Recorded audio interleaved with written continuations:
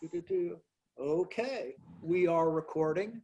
Welcome to Media History on uh, on Thursday the 10th. I appreciate your presence. Um, what we're um, talking about is ancient media and why it's relevant. And that's the assignment this week, is something that was used in ancient times, but is still used today. And since this is a media class, it has to be a media thing. Now, a lot of people have been emailing me with questions, and I think that's great because that's half the battle here, is deciding what the media is, because we're still, that's another modern issue. When we say the media, not sure really what it is half the time. Most people mean those terrible liberals at the CNN who hate the president. But the media, and I'm not going to deny that's what I see at CNN all the time, but media goes a lot bigger than that. So we had a definition last time, and I'll call that up.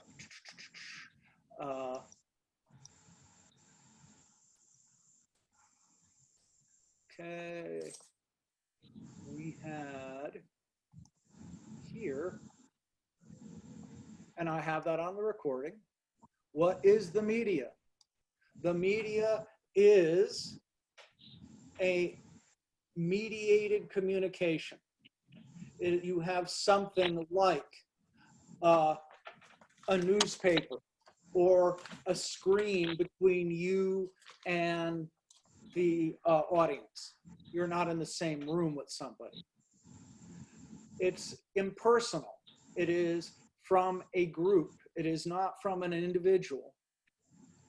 Even if it may appear to be from an individual, if you're watching a television, if you're watching a talk show and you're seeing Ellen DeGeneres or listening to Rush Limbaugh, even though that's one person, they represent, the TV station, a bigger group, mass audience. It comes from a big audience. So a email to your mom, a text is not mass media. It is personal media, and it uses a technology. Now, this is where we get a little sticky. I like people. Oh, I'm sorry, I should be sharing the screen. Thank you. I should be sharing the screen. I have this up. Okay. Here is the media is. Thank you for saying that in the chat. Don't be afraid to chime in person when stuff like that happens.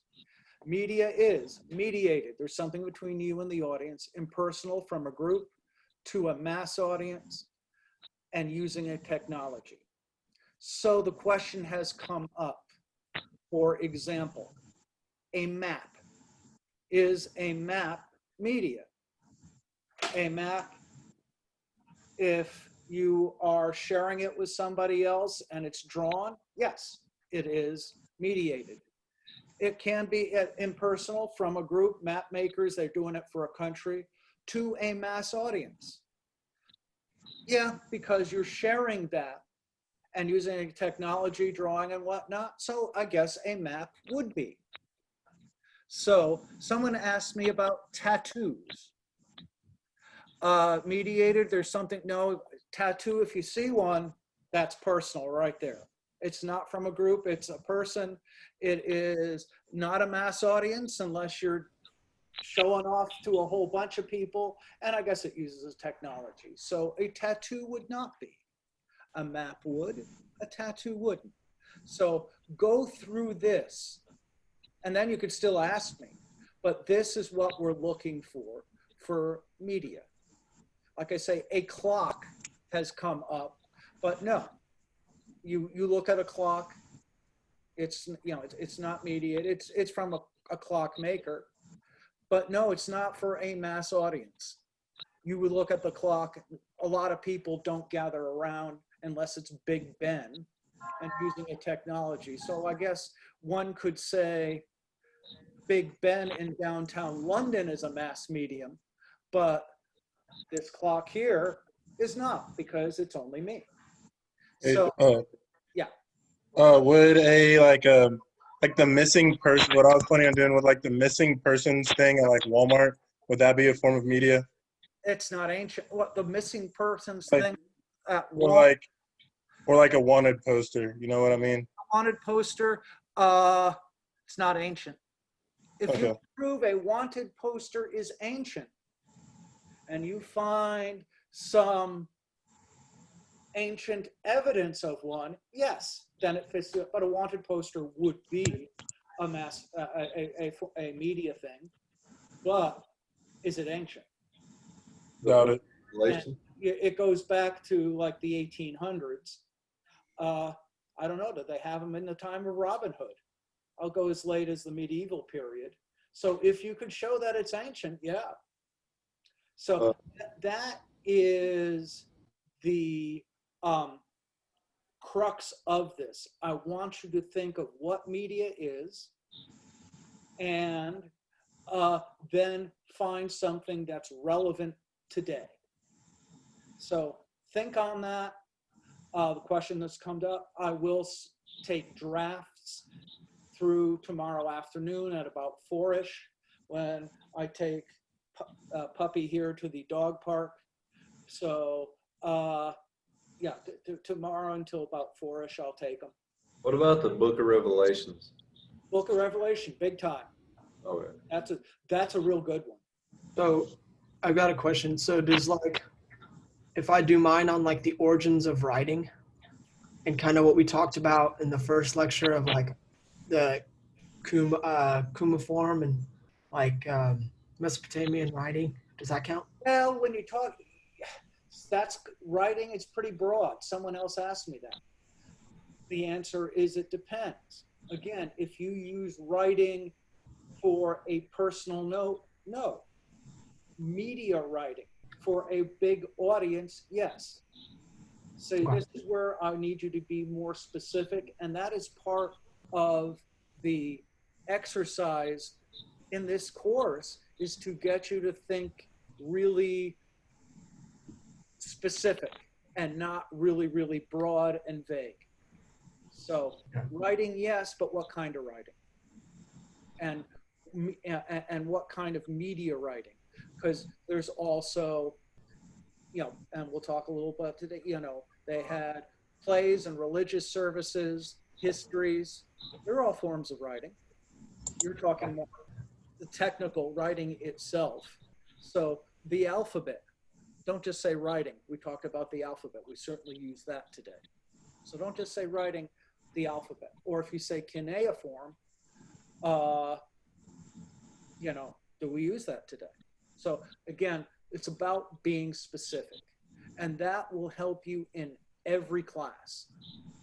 Anyway, so, and you can email me more as we go. What today we're doing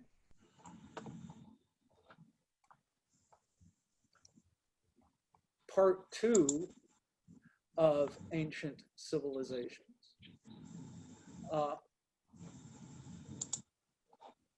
And this comes up in this course.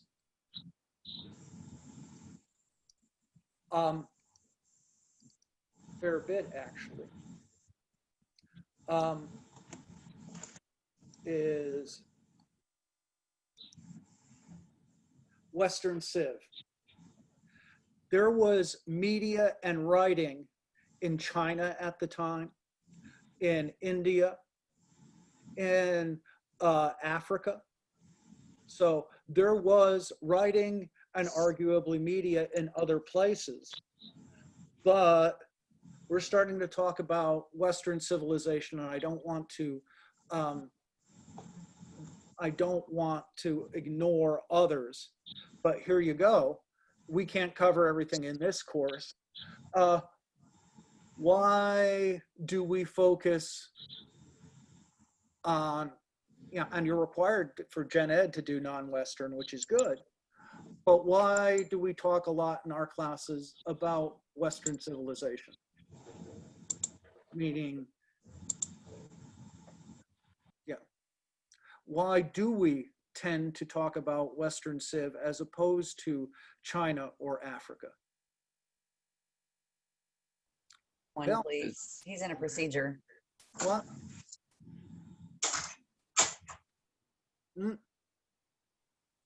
Because it pertains to us. Yeah, bingo. Here we are speaking English. This is the tradition that we live with here. This is still an American university, and we need to be aware that the rest of the world isn't like us. But here we are speaking English with Western traditions.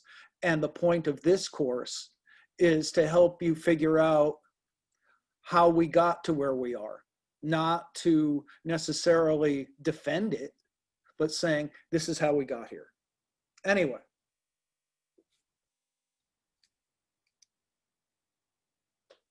Little blurby blurb. Come on. Have you ever wondered at the fact that people all over the world speak English? Mm-hmm. I do. Throughout most of history, languages have tended to break off from one another. People who speak the same language get separated somehow, and over the years, these groups' languages shift away from each other. First, they become different accents, then different dialects, then entirely different languages. Yet there is a force that counteracts this natural tendency, and that is an empire. Empires span many different states with many different languages. For obvious reasons, the language of the dominant empire ends up being adopted by its member states. Imperial administrators tend to impose their language on the states they govern, and member states, in turn, attempt to learn the imperial language. This helps them communicate with their overlords. It also helps them to share in the knowledge and information available in the empire. Perhaps the best example of this phenomenon was Alexander the Great's empire. Now, Alexander the Great's empire was not long-lived. It broke into several smaller kingdoms almost as soon as it was formed. Yet there was one enduring aspect of Alexander's campaign of conquest, and that was Hellenization. Hellenization refers to Alexander the Great's practice of bringing Greeks with him on his conquests and installing them as administrators in his growing empire. The result was that Greek culture, philosophy, art, and language were quickly spread across the ancient world. Though Alexander's empire soon crumbled, the Greek I also wanted to point out that, remember, we talked about the beginnings of the alphabet, which coincided with the origins of the Greek civilization. Here is where the Phoenicians started the alphabet, right there. And here's Greece. So you had people using oral traditions. If you remember, the big thing is with the alphabet, you can't just read it because it is phonetic from the Phoenicians. You could stand and you could read and project and tell people the news, and they don't all have to read it. And it's easy to carry. So the alphabet went from here to and the Greeks were, right, Troy, if you remember Helen of Troy, the Iliad and the Odyssey. Here is where Troy was, and the Greeks are up here. So they carry their letters and their spoken word all through the Middle East and into India. And so we have, that's where this, at the same time, here in India, they had a civilization, but they didn't have the alphabet, and they didn't have on a phonetic language. And then you had the Chinese over here. So there, it was easier for the Greeks to transmit their civilization because they had the alphabet and they had paper. The Chinese had paper, but they did not have the spoken phonetic word. So that the technology was a fairly big deal. And again, started right there. And of course, what else is right south of the Phoenicians, which is in modern Lebanon? Israel. The Israelites, the Bible. Right here's the beginning of the written word. And one of the first and most powerful things that gets written down is the Bible, which came from here. And if you remember, some of the first language they found in the Sinai, right there.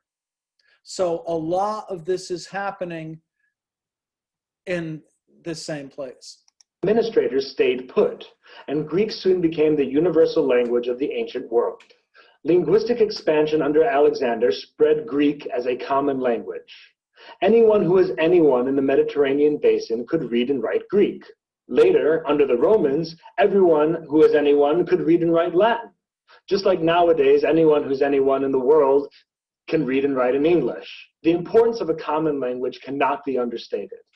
So what if you've got a sweet written language? It doesn't help a lick if people don't understand it. What's the point of being able to read and write if you don't know the lingo? Thus, though writing had been invented and refined for almost 1,000 years, knowledge was still restricted to people who shared a common language. Though earlier empires made efforts at linguistic unification, none were equipped with a full alphabet. Okay. So you get the point there.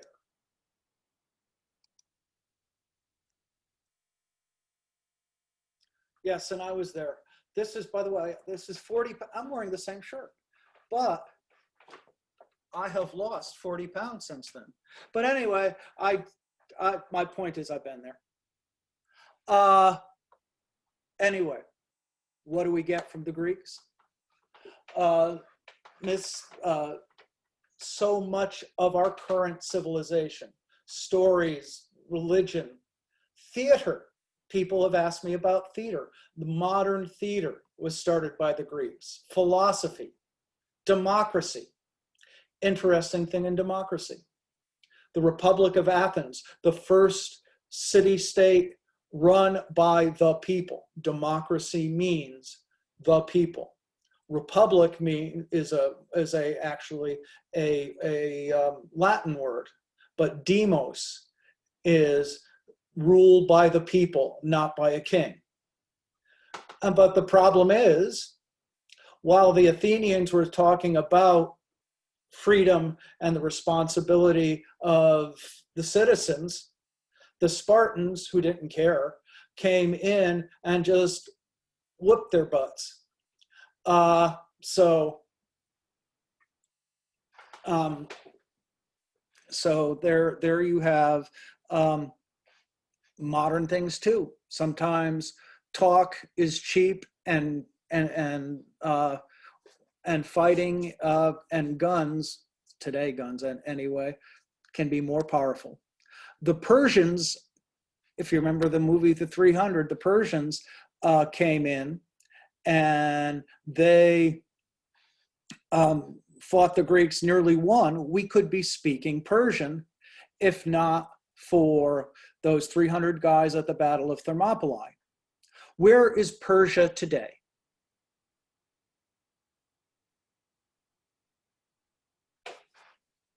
I'll go back to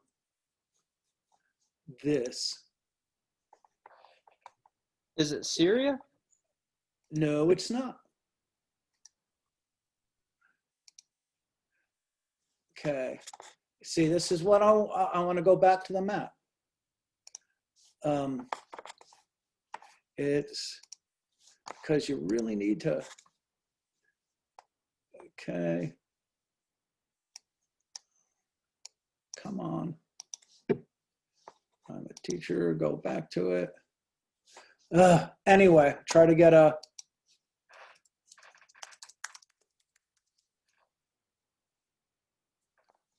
Map of Persia. Do. Map of the Persian Empire. Okay, here you go. Here's Greece. Here is where writing started. Here's Jerusalem. Persia is Iran. Our civilization, and here's the Battle of Thermopylae, was right up here.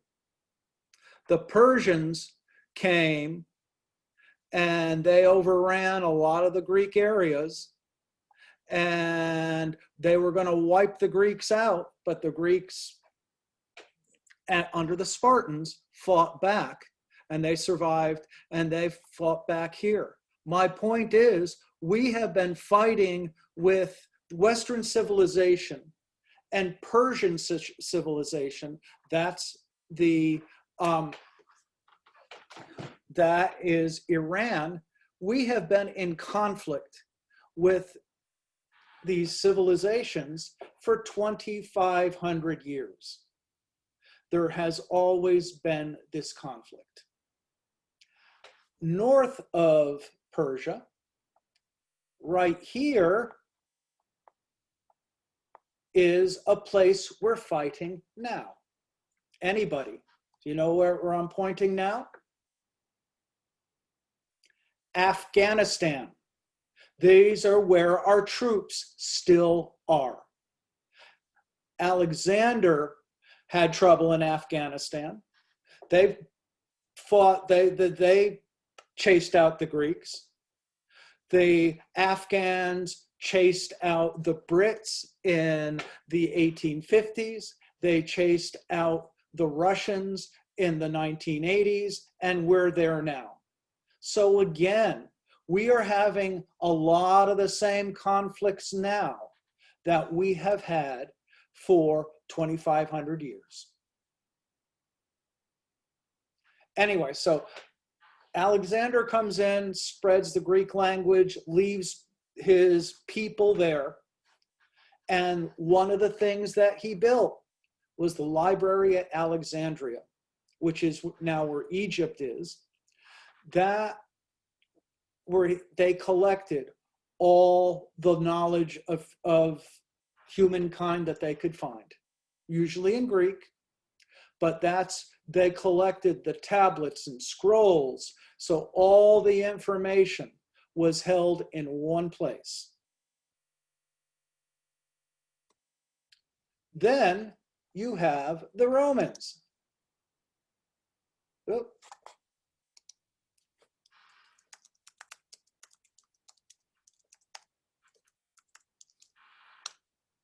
We talk about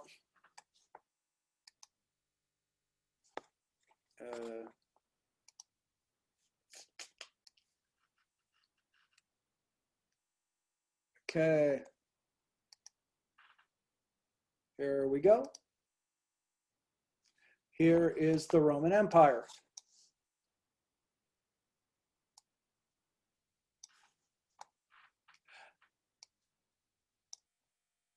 Again, very similar. Here is where writing began, here in Phoenicia. Here is Israel and the Holy Land. Here is Egypt. Here's Greece. It's where it all started. The Romans are here, but they took over the Greeks, and they had roads. They had that common language. So you could go from Scotland to Persia and speak the same language. And all the books were written in Latin. So everybody in the Western world, from Scotland to Persia and in the Middle East, were speaking the same language. So you have the same language, you have scrolls, you have laws, all the same. And of course, and somebody brought this up, if you saw in the earlier video, whose statue do we see? Julius Caesar. He was pretty much the first media star. 53 AD, he started the first newspaper called Acta Diurna, which means My Day, by Julius Caesar. Today, we beat the Belgae, which is the Belgians. Today, we beat the Helvetians, which is the Swiss. He beat the Swiss. Who cares? But everybody heard about it. He would have his scribes come out and go to Rome and say, because he's in these backwaters. And it's really not that big a deal. His great rival, Gaius Pompey, he ruled, he ran Egypt and Greece. Pompey had more money. He had bigger army. But when they got together, who did everyone hear of? When Caesar marched on Rome, he was more famous because he had his newspaper. People had heard of him. So he walks in and it's, whoa, it's Caesar. He became the dictator because he had the newspaper, he had the media. People had heard of him. Not everybody had heard of Gaius Pompey. So yeah, he was our first media star. And why do we remember him? Because his papers, his all the writing about him, stored at the library at Alexandria. So his legacy, his history was preserved. Again, Gaius Pompey was just as powerful, but we don't remember him because we had the history of Caesar stored at Alexandria. And what's there? A pile of newspapers and writing all about him. So there you go. He's our first real big media star. What else spread? Christianity. You had those roads. Yeah. Here's all bunch of stuff about it. But see that Roman Empire? That was wide open for Christian evangelists, the apostles. The biggest one was Paul, who wrote the epistles. Originally, the Gospels were written mostly for the Jews. It was Paul who said, hey, let's reach out. And he wrote the epistles to the Romans, the Corinthians, all of those names. Those are all places that he is writing to and saying, hey, I have the word for you, bucko. So again, using Roman roads and shipping lanes and the Roman language. Paul, who was a Syrian originally, and a Jew, but he was a Roman. So he brought the word to everybody else. And again, with that Roman Empire, you can, and the use of the media, paper, that you can read and preach, the word went throughout the empire. And it's because of the word. And it becomes so powerful, it becomes the official religion in 330 AD. Rome falls, 476. the Huns come in and they sack it. No, the Huns sacked it in 410. It was the Goths, you know, those people who wear a lot of makeup and are moody all the time, the Goths. They come in, kill the last emperor, and there's very little writing. Things, things go dark for about 500 years. There was a short revival about 100 years later under Justinian, but something happened. They had the plague.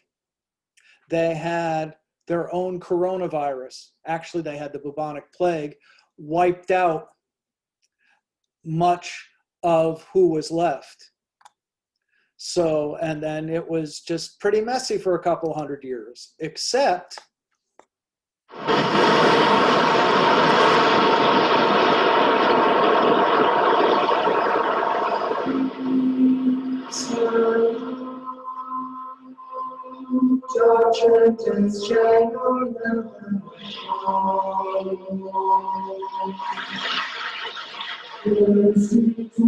In principio erat verbum. In the beginning was the Word.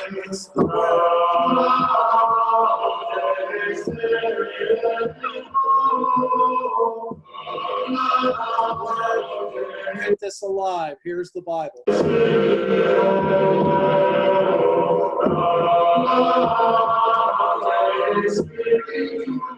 There was a man of venerable life and blessed memory, the father and founder of monasteries, who was given the same name as the prophet Jonah. For what is pronounced Iona in Hebrew and is called Columba in Latin means one and the same thing, a dove. So, during the Dark Ages, you have, and St. Columba was one of them, you have people keeping civilization alive by writing things down. And what did they write down? The Bible. The Book of Kells is an example. The begotten Son of the everlasting Father, in the form of that little bird.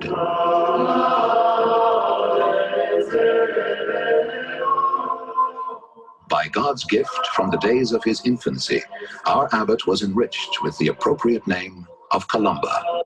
St. Columba and others founded monasteries, and they learned to write and read, and they thought that the act of writing was so important. The scripture. And the best art and craft of hand and mind. And these are what the Bibles look like. There's writing.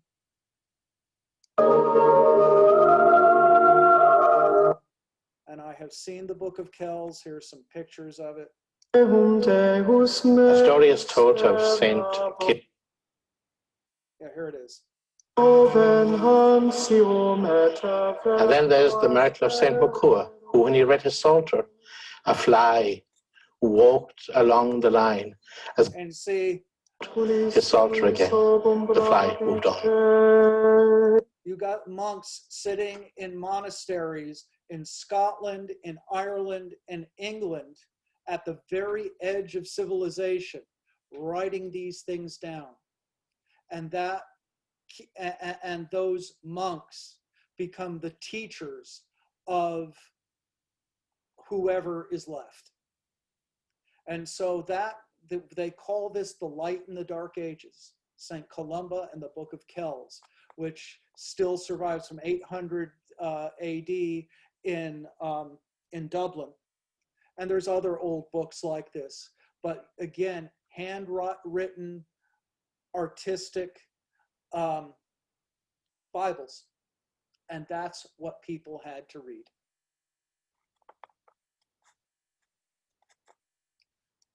But again, that kept civilization going.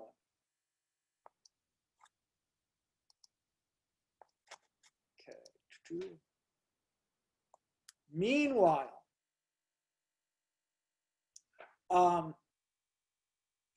while Western Civ collapses, we have this other book down in Saudi Arabia.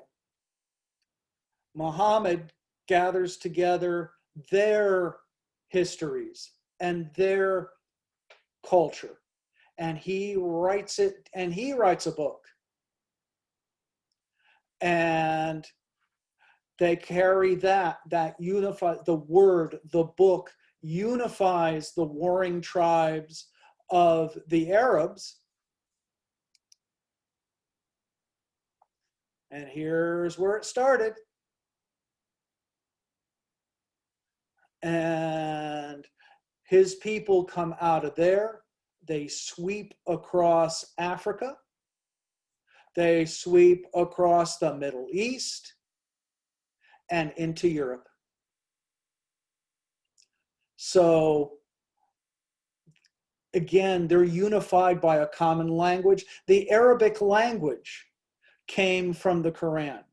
All of these people spoke different languages, but they learned to read that one book, and the people carried it. Meanwhile, all of this had been decimated by the plague, so it's fairly empty. And who are there are people who are just fighting with each other.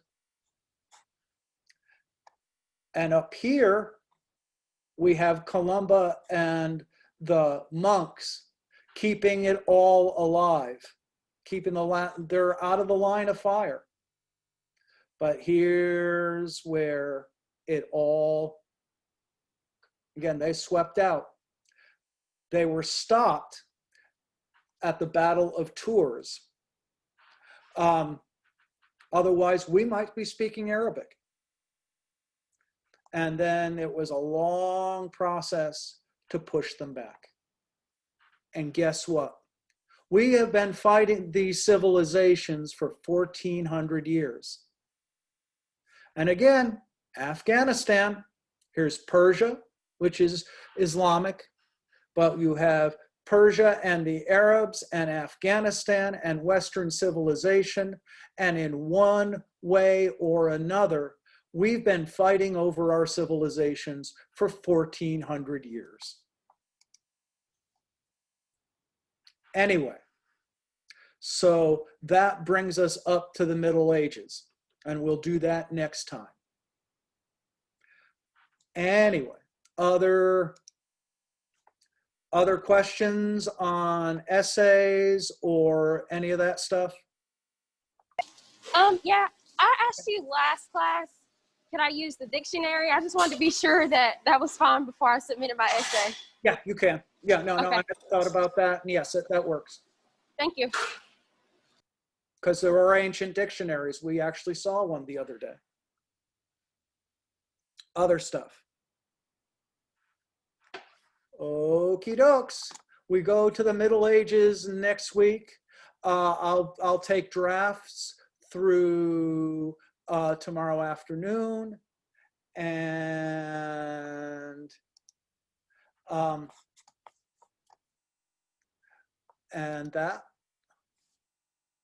that'll be that. Have a lovely weekend. Let's see, we have some there. Book of Genesis is good. Book of Genesis.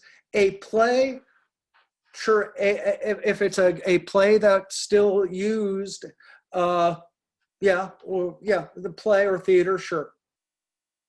Anyway, that's what we got. I'll post this later this afternoon for those of you who aren't here. I appreciate those who are, and I'll see you on the computer.